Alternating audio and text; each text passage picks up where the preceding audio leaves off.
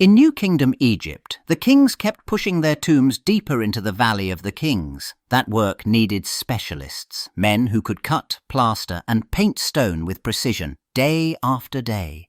So the state gathered them in one place, Deir el-Medina, a purpose-built village for royal tomb builders. It looked like a privilege. It also came with a new rule. Their lives now ran on the government's timetable. These craftsmen did not drift between jobs or negotiate pay with private customers. They worked for the pharaoh's administration under strict schedules, organized in teams, expected to show up and produce results.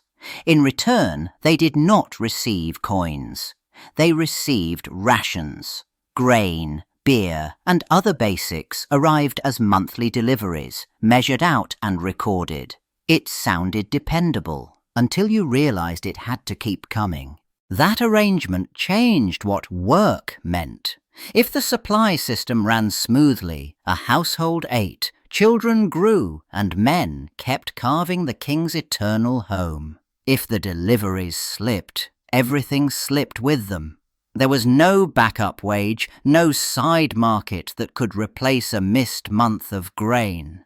The village depended on the state completely, and the state in return expected the tomb to rise on schedule.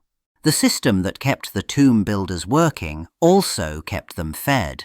The workforce got divided into 2 crews, and each crew followed a foreman who pushed the schedule and reported problems. Work got measured in days and tasks, not in private pay. At set times, the state issued rations, grain, beer, and basics, meant to cover whole households. Regular delivery created a simple promise: show up and the village ate. That promise depended on paperwork. Scribes tracked who worked, who missed a day, and what the village received. They counted rations, listed names, and noted dates, turning food into an official entitlement rather than a favor. Storerooms held supplies until distribution, and small mistakes mattered because every family felt them. Routine became a kind of contract. When the system ran smoothly, fairness looked automatic, almost mechanical. But something else also formed inside that routine: a shared identity. These were not scattered laborers hired for a season. They were a recognized community with roles, records, and long memories. And because scribes wrote everything down, a complaint could become an entry, not just an argument. A missed delivery could be compared to past deliveries. Neglect could be traced to an official. The bureaucracy did not just manage them, it gave them a way to be heard. Under Ramesses III, the old certainty started to buckle. Egypt fought costly wars and kept huge defenses running, and the bill came due in grain. Prices rose. Supplies tightened. Officials still promised order, but the state had less to give and more people to pay. A system built on regular deliveries now faced a new pressure. The treasury felt thin, even before anyone in the workers' village missed a meal. When money and grain ran short, every link in the chain mattered. Transport crews needed provisions, storehouses needed honest accounting, and local administrators needed to pass rations on without skimming. But corruption spread through the same bureaucracy that once guaranteed fairness. Some supplies disappeared, some deliveries stalled, requests sat unanswered. The village did not see a dramatic collapse yet. It saw something worse for trust, small failures that kept repeating. Then the delays became impossible to ignore. Monthly rations started arriving late, sometimes in pieces, sometimes after urgent complaints. The workers still showed up, still followed the schedule, but the calendar no longer matched the food. That shift changed everything. A stable bargain had turned fragile. When a household depended on one delivery to survive, a missed deadline was not an inconvenience. It was a warning that the system could fail again. Then the delays stopped looking temporary. One ration delivery failed to arrive, then another followed it. The men still showed up to work because the schedule kept moving, but the math at home did not. Grain stores thinned. Oil and vegetables became smaller portions. A system built on predictability started producing fear, and because everyone depended on the same shipments, the shortage hit household after household at the same time.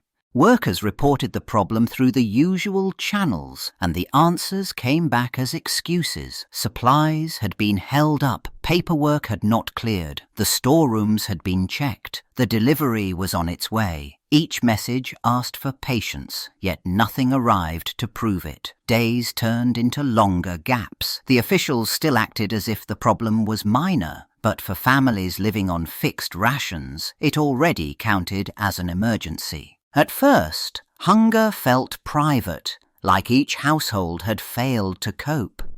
That idea collapsed when everyone compared the same missing dates and the same empty measures. The anger changed shape. It stopped being complaints whispered to a scribe and became a shared conclusion. The state had broken its side of the bargain. Once that belief spread through the work gangs, the men started thinking less about enduring and more about acting together. Then the breaking point arrived. The men who cut and painted the royal tomb stopped in the middle of a system built on obedience. They put down their tools and left the work site together. That decision mattered more than the distance they walked. It meant the state no longer controlled the pace of the tomb. The workers did, and they moved as a group, not as beggars, but as claimants. They marched to the places where authority lived, temples, offices, officials who handled supplies and order. This was not a riot, and not a private complaint whispered to a foreman. It was a public shutdown with a clear demand, the rations that had been promised and withheld. By stepping into official space, they forced administrators to face a simple fact. No food meant no tomb meant political failure. What happened next changed the relationship between worker and state. Refusing to work became more than desperation, it became leverage.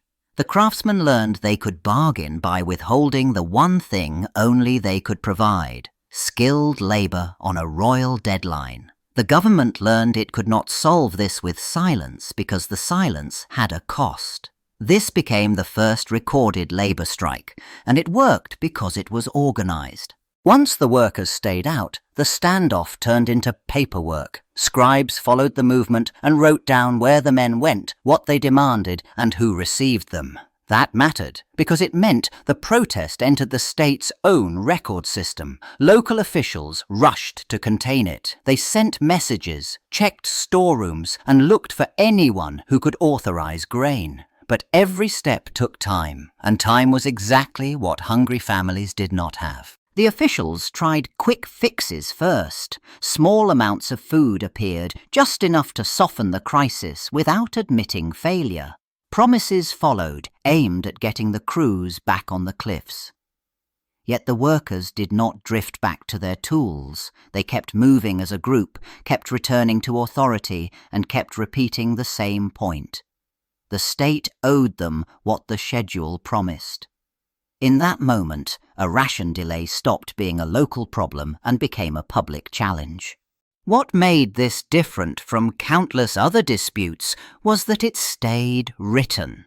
A document later known as the Turin Strike Papyrus preserved the sequence of protests and responses step by step in an official hand. It did not treat the walkout as rumor or disorder. It treated it as an event with causes, demands, and negotiations. That paper trail turned the strike into an explicit political act. Workers pressuring government administrators and administrators scrambling to answer without losing control. In the end, the pressure brought results. Some rations reached the village, not as a full reset, but as a partial release valve. Enough grain and goods appeared to get work moving again, at least for a moment. Officials treated it like a solved problem. But the workers did not forget what had happened. They had learned something simple. When work stopped, supplies started.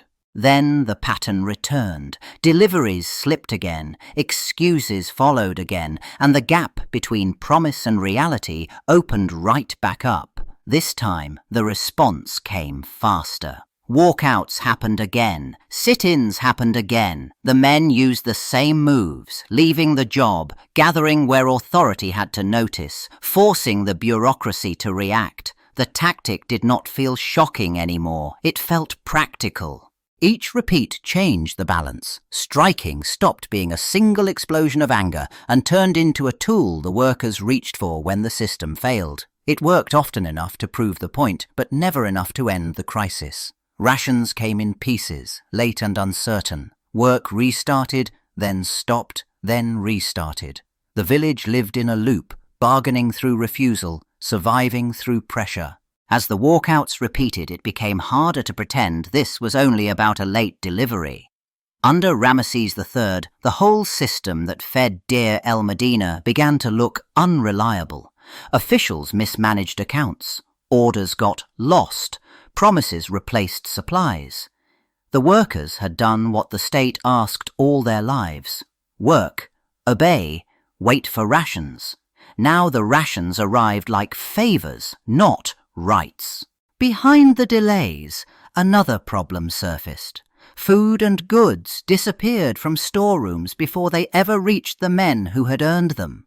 Theft and bribery spread through the chain of command, from local storekeepers to higher administrators who should have stopped it. Each missing sack of grain created a new crisis, and each crisis weakened trust a little more. In the end, the strike exposed a simple truth. The state's control had slipped, and the instability did not stay at the village gates. In Ramesses III's later years, power struggles and fear reached into palace politics, where loyalties shifted and authority looked uncertain. That mattered because the workers' rations depended on a government that could enforce rules and punish corruption. When that confidence collapsed, every ration delay felt like a warning. The strike no longer read as a workplace dispute. It read as a symptom of a weakening state. For a long time, the strike disappeared into silence. Then, centuries later, the village of Deir el-Medina started speaking again, not through monuments, but through paperwork. Archaeologists uncovered broken flakes of limestone and pottery shards used as notepads, called ostraca, covered in quick writing. They found papyri too, folded and stored away. Suddenly, the workers were no longer anonymous labourers. They became a group with names, routines and grievances. These scraps did something rare in ancient history. They preserved everyday voices. Notes listed missed deliveries. Reports tracked where the men walked, who recorded it, and what officials promised next. Instead of a heroic inscription written for kings, historians read the plain language of administration and complaint. That detail mattered.